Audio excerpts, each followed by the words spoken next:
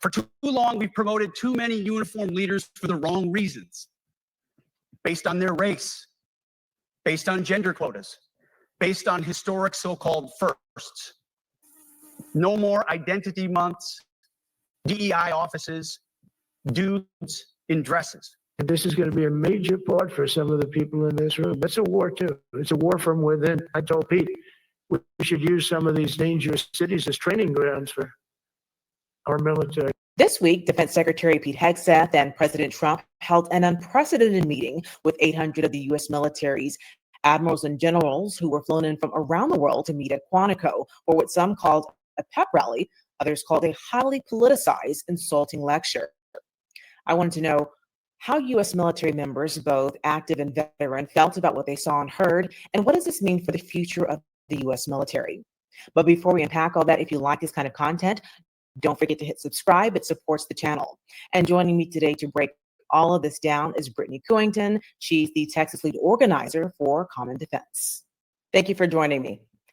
Britni, I want to get started with your reaction to what we all saw and heard this week during that meeting that Secretary Hegseth and President Trump had with the military top brass. What was your reaction to that?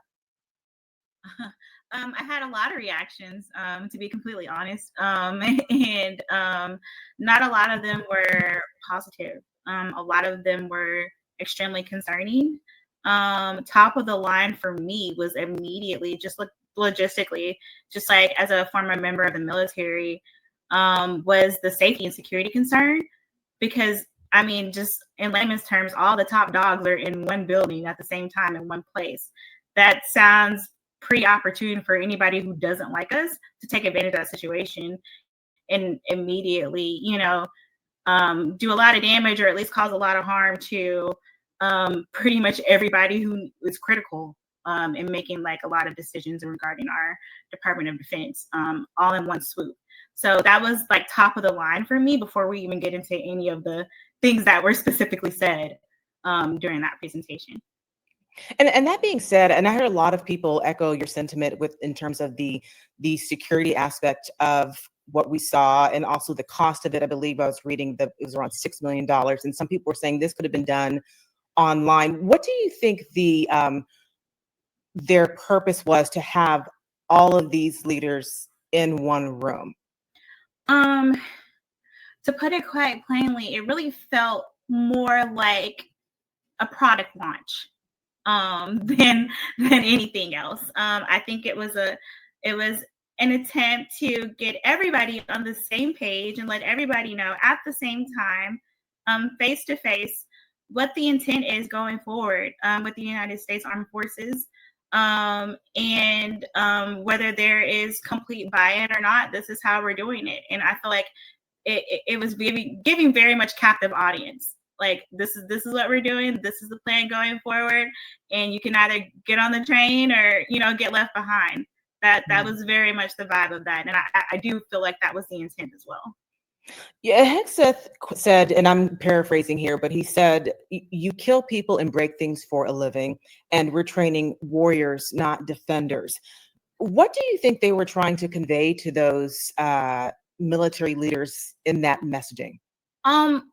Exactly what he said, that, he's going by the moniker of Secretary of War now, not the Secretary of Defense. So he was trying to convey that we're very much on the offensive and we're not going to wait on something to happen. We're not going to be reactionary. And from my experience in the almost 1,000 members that we have just here in Texas of Common Defense, we've never been reactionary from our experiences. So what exactly he means by that, I think only he knows, because we were never even created, with that intent in mind. We've always been, on the forefront, progressive, like, on the offensive, planning for the future, not just reactionary. So I guess we'll just kind of have to wait and see in more detail what he meant by that in particular. And that being said, I was wondering, I know what I was thinking as a civilian, and I was wondering what those of you who are active military veterans who've served, what are you hearing in conversations in terms of the messaging of what Hegseth and Trump were saying? What are people? What are they talking about amongst your veterans and active duty military that you've been speaking with? In regards to just the presentation in general, or I would say the messaging. The messaging that was coming out, because you had just mentioned that that the military had never been it's not doesn't jive with kind of what he was saying when I was asking about, he's saying you kill people and break things for a living. Where how did they receive that message? I can say from the veteran perspective, and we've been having conversations just like even in preparation for meeting with you. I met with our state organizing committee that we have, which is member led, all members, and we had a discussion about how we felt about this in a structured setting. And the messaging feels, it doesn't feel atypical. I can put it that way. It doesn't feel atypical. It's kind of like the messaging that's kind of always been hidden, but now it's brought to the forefront and exposed and has like complete domination of all the messaging of the military, regardless of the branch now. It's always been there, that kind of attack and, you know, we're built to kill type of mentality, because they literally train us to do that. But that doesn't mean that that is our sole intent.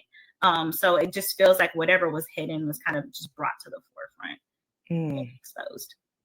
Another thing that I wanted to ask you about was Hegseth's comments about, and again, I'm paraphrasing, that, you know, no longer are people going to be promoted based on race and or gender. And it struck me because I was reading, you know, 35 to 40% of the U.S. military is Black and Latino, 17% are women. And I'm looking in the audience, there were women in that audience, there were men of color in that audience. I mean, just as a civilian, it seems like that would come off just so insulting. And I wanted to get your thoughts on those statements that he made, and also get into what does that mean going forward, or how things are going to go. Yeah, I mean, I personally was extremely offended. I began my military service through the Air Force ROTC program at Howard University. It doesn't get more, I guess, quote, DEI than that, you know, especially through an HBCU, you know. So I was extremely offended because more than 90% of the officers in the armed forces come through ROTC programs, through HBCUs. So to us, the majority of the membership, at least in Texas, that I've been speaking with, we come from those backgrounds. So it was just really just like a staunch, you know, statement to say that like we don't want you, like we don't want minorities, we don't want women, we don't want immigrants. There's a big chunk of our active duty military and veterans that are not citizens, but they are willing to give up their life for this country. So it's just it was blatant disrespect to the members of the military, because they are the majority. It's minority majority. So you're saying you don't want them. And then if you want a bunch of white guys, younger, fit white guys to run the military, then God bless America, because it's not too many of them left, you know, in this country right now. So if that's all we have to depend on, and there's no diversity, it's you know, at the very least, not accurate representation, but it also compromises the safety of this nation. And what about the morale of those who are active right now, who heard that? Yeah, I have family members that are active right now that heard that.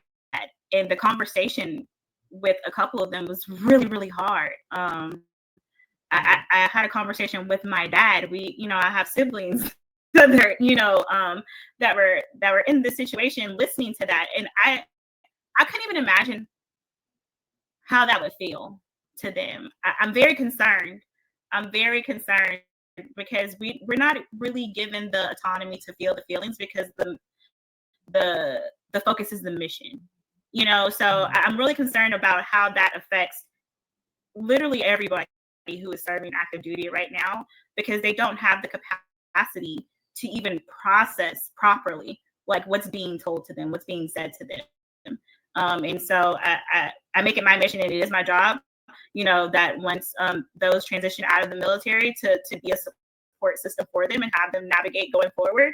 But I'm concerned because there's only so much that we can help, or like that we can provide help to the active duty right now, because they are quite literally property of the United States government.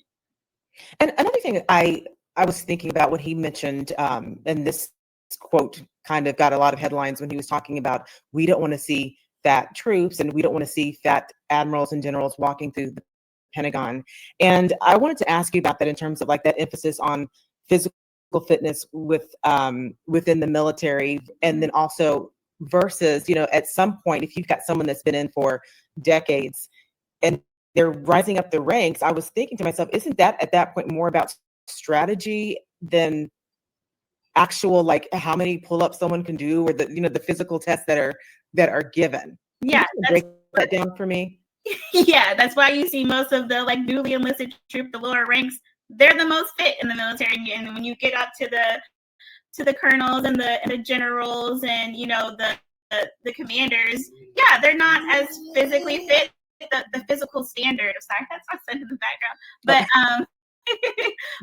the standards change. Like even when we have like our physical fitness assessments, the standards change based off of age, rank, and your weight, your height, your biology, gender, because he mentioned something about women not being held to the same standard as men when it comes to physical fitness. And like we're built different. We're literally built differently. So to have the same across the board standard would be, it's very naive. It's very much giving like, I've spent too much time as a newscaster and not enough time, like actually like focusing on like the needs of the armed forces and the diversity that brings with having literally a melting pot. The military is the biggest melting pot that we have of different aspects, social, economic backgrounds, genetic backgrounds that we have in this country. So of course the standards are going to be different. And once you're at, like at a general, once you're at that type of rank, the chances of you actually being out in the field in combat are minuscule. Like if we're at that point where they have to be out in the field, that's a problem. If that's all we got left, you know what I'm saying? So like we need somebody to be there helping to strategize. So the physical fitness aspect of it is not as much as a priority. Yes, it should be a standard, and we do have a standard. But it's not so much as a priority because we need them to think for us so that we know how to execute the mission. And when it comes to, you had mentioned about, and I'm glad you mentioned when it comes to the standards between men and women being different, he kind of conveyed like that means lower. And I just wanted to dispel that because can you talk about what it's like to be a woman in the military and, and what you all have to go through to get the hard work and everyone's putting in that hard work, but just specifically as a woman. That's hilarious for me because I was thinking immediately to myself when I heard that. That's hilarious because like I couldn't imagine any of my male counterparts, my male peers, even my male subordinates, to a certain extent, like having to have the same level of fitness while experiencing a menstrual cycle, let alone childbirth. And let alone all of the hormone changes that come, like every month, whether you're childbearing or not. I couldn't imagine them being able to do 4 pull-ups right while they're, like when it's that right time of the month. Yeah, good luck, go do that. So it's like that was hilarious to me, and it kind of showed how self-centered, individuals may be able to be, and then how close-minded, the lack of awareness, and that's very dangerous to have a lack of awareness as an official in the United States military. I need you to have that type of awareness because you need to know what's going on at all times, especially at that level. So yeah, that it was more funny to me than anything else. And another thing that struck me as very telling when Hegseth was talking about restructuring I believe, is it the IG's office? and who is, I will say, is investigating him for the Signal chat leak. And he was talking about restructuring it and not having I don't remember how he worded it, but something similar to a discretion ruin someone's career. And it got me to thinking about, because we've seen that the U.S. military has had an issue with sexual assault. People have come forward, and even just for some of the men, if they think they're being mistreated in any way. Does that mentality, could that put a chill on people coming forward to let someone know what's going on with them and that it's not okay and that they need some help? Yes. But I say that in the light that it's already a problem. Not enough people come forward already because we feel like we don't have protection. Speaking for myself, it took me 10 years to come forward with some of my experiences. And it's because there's not enough support. They say they do, they release things on, on the website, they connect you to resources, but then like when you get to those resources, the process is so invasive that you don't feel like you're getting support. You feel like you're being blamed to a certain extent for what's happening, and that's across gender. So to reference any type of sexual, inappropriate actions or assaults or anything like that, to kind of limit it to targeting women is already, again, just a big mistake, because it's happening, everywhere, across all genders, but it's gonna hurt it even more. We're gonna have less and less people coming out because now there's seemingly a government endorsement on suppressing stories like that and investigations like that from coming out. So now there is no real support. In my opinion, they might as well take the websites down. They might as well take the resources down, because nobody's going to feel comfortable when you have the head honcho telling you that we don't care. So. And that's kind of, that is what I heard as a civilian when I was listening to that. And I just thought, again, going back to who's enlisting and how we need everyone there. And it's voluntary. It's not as if it's a mandatory thing. So if they're making these kinds, it's already difficult to speak out. And if you make it even harder, that could, I would think that would have a direct impact on who's going to enlist. Yeah, it already has. It's already had its impact, because this has been going on, at least from what I could see, since March, when they were starting to talk about cuts to, the VA system, cuts to the Department of Defense, all the waste, fraud, and abuse, quote unquote, that was happening, in the armed forces. Yeah, it doesn't encourage people to join. If I see my benefits are going to be cut, why would I want to join? I'm going to go to the private sector, because at least I know that they're not going to, cut my benefits. I'm going to stay on the civilian side and do some non-profit work. That's what I decided to do.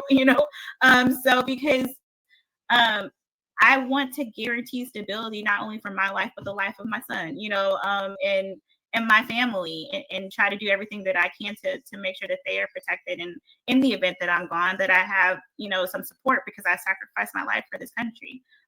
So to see those cuts happening left and right, and then you're seeing the actual SEL, the social emotional support, being just obliterated. I don't see how it encourages anybody outside of a white male to be in the military.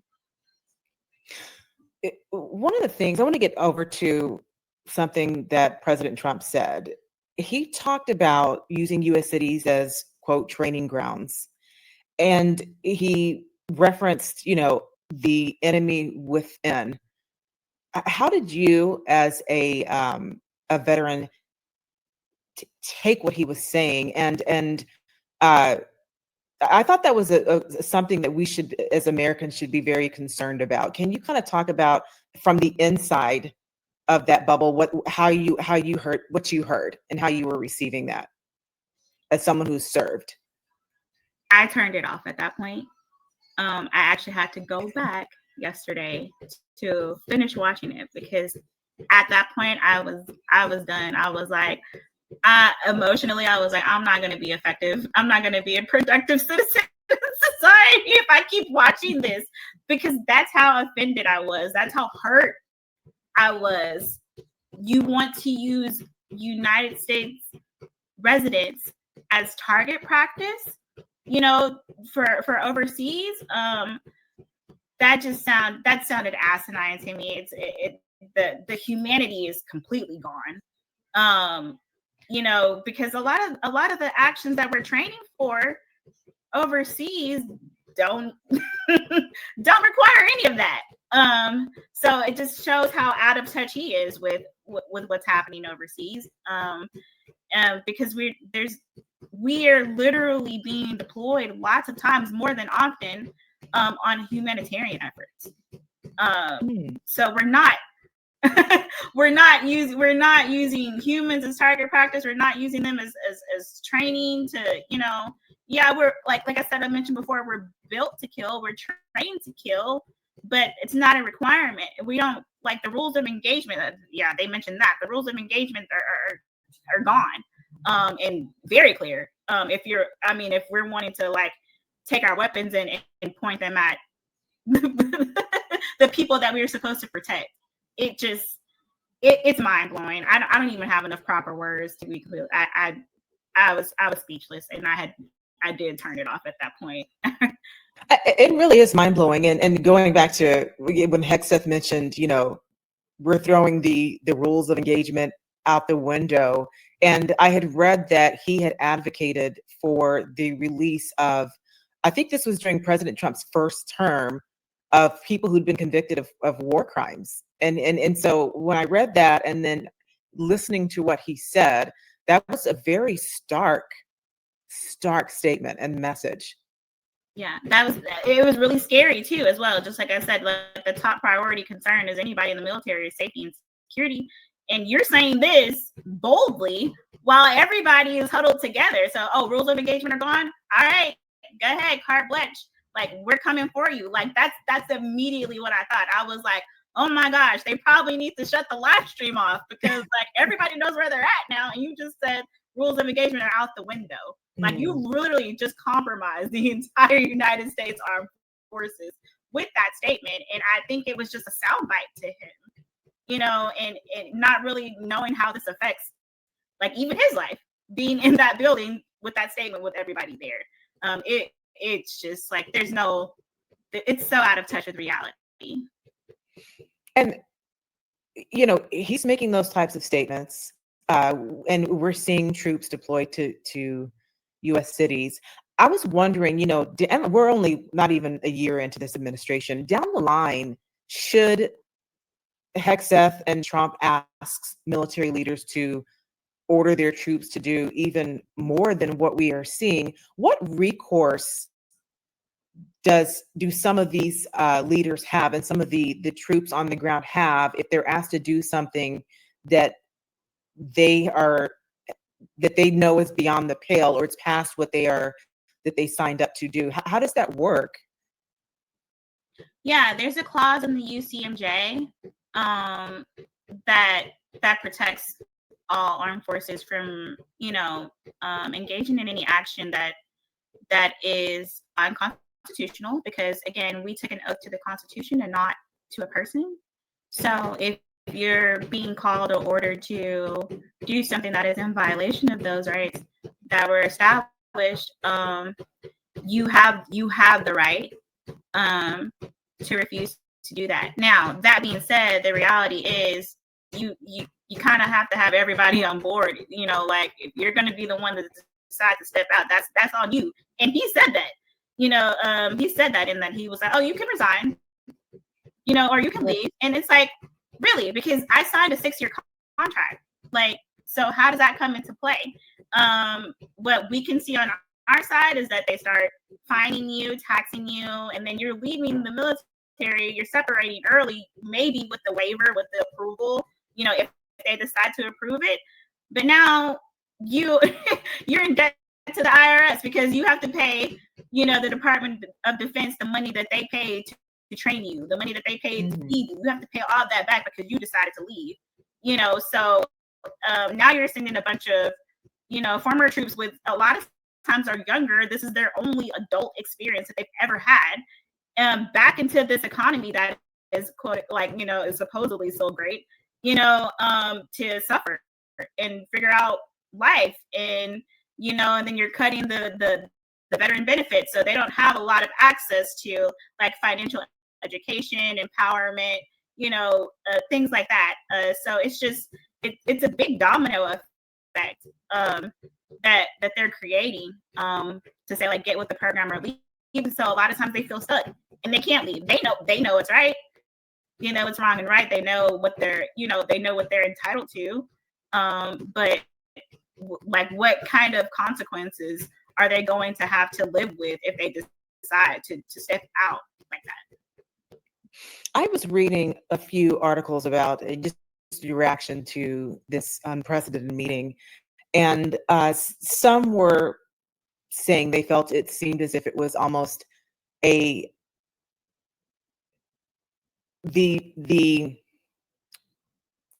a loyalty type of test. Like instead of loyalty to the Constitution, to country, it seemed like it was loyalty to Hegseth's frame of mind, Trump, the MAGA mentality. How did you take that? Like, do you think that is something that people who are active and veterans felt when they, is that something that you all talked about, that it seems like a loyalty test? Absolutely. That's what it is. Like I was saying earlier, it's like get on the train or leave. Because this is what we're doing. This is the mission going forward. This is why we're doing this. Which still wasn't a clear why, but it's like this is what we're doing. It was definitely a loyalty test. I don't think it was anything other than that. It's like get with the program or get out of the way, and we're not gonna help you in getting out of the way either. So it was pretty much only that. That was like the overarching theme of this, and they wanted it, presented on such a grand scale, so that everybody would know. Like, this was a meeting. This was supposed to be a meeting for military members, but they're broadcasting it literally everywhere, so civilians are watching it. So this was the message to the world: get with the program or get out of the way. Like, this is what we're doing going forward. It was a loyalty test, and it was pushed on a national scale, which was extremely inappropriate. And Hegseth often talks about cohesion and everyone needing to be the same and things of this nature, and how important that is to the U.S. military. And I wondered, with the statements that he made, the statements that Trump is making, it would seem as like it's going against what they claim they're trying to promote. They're saying one thing, we want everyone to have high morale and work as a unit, but then they're doing things like throwing wrenches in that plan, at least what it seems like to me as a civilian on the outside, with their statements and their actions. So what do you think overall is that doing to the military? Is this something that they can just do what they're tasked to do and kind of like leave the politics out of it? Or is that something that is going to seep in at some point because of the policies that are being put in place? And how is that going to affect our military?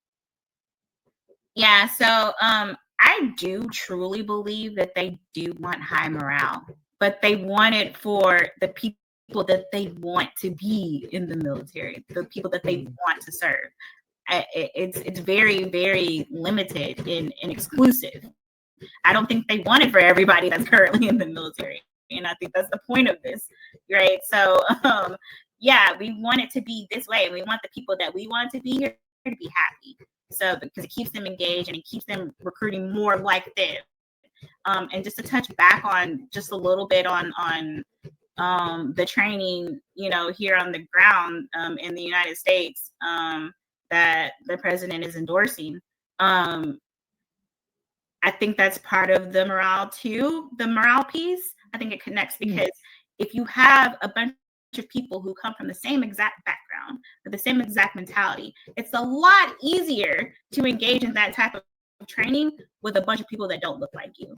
So I feel like that's why they're targeting, and I think that goes on the red and the blue, right? Like it goes way beyond that. It's definitely you don't have a connection to the people there, so let's send you there because it's easier. You don't have an emotional connection to it. You don't have like a logical connection to these people, so it's a lot easier to engage in that type of behavior when you have to those people. Again, taking away the humanity.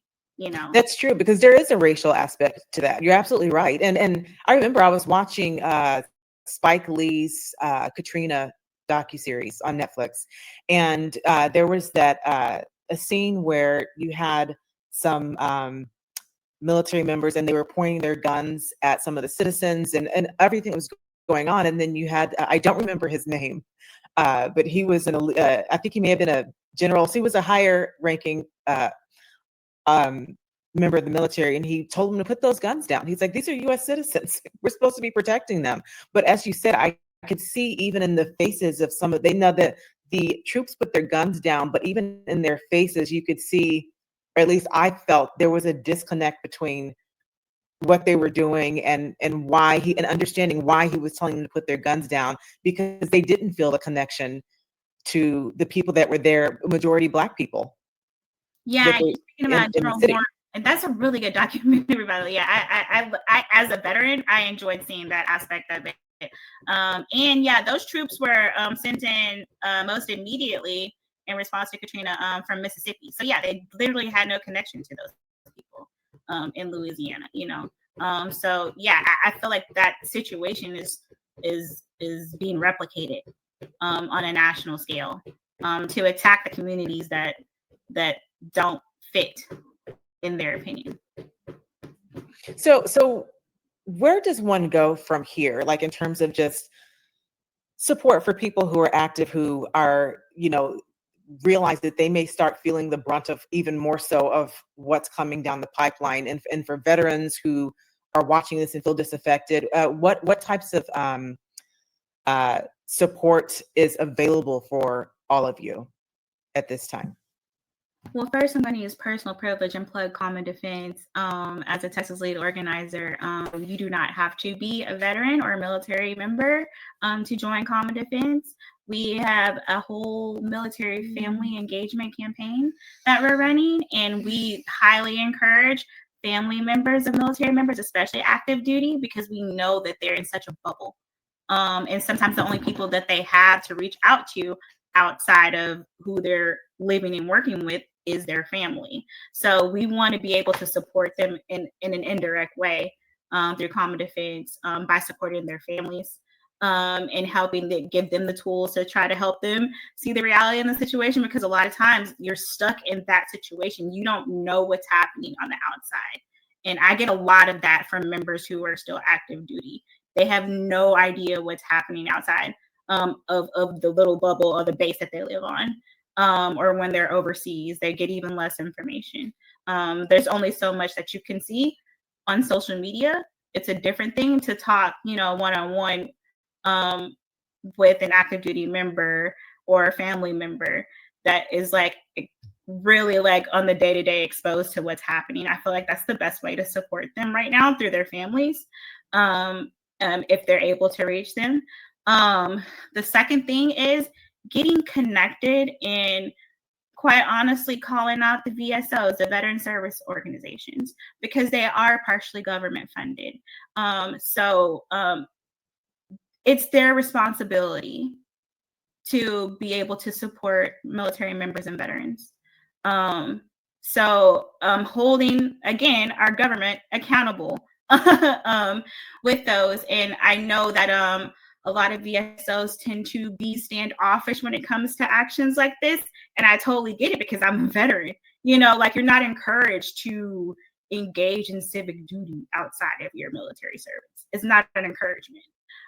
So I understand why there is like a standoffish, but we're at a point in time where we're seeing how the military is being used to carry out partisan actions, political actions, and that's not what the military is for. So it's gonna take us as veterans with that expertise to lead the charge in garnering support for them. Again, thank you, Britni, for joining me today, and thank you for your service, and for all of those who are watching at home, and or listening. Thank you for listening, and don't forget to hit the subscribe button.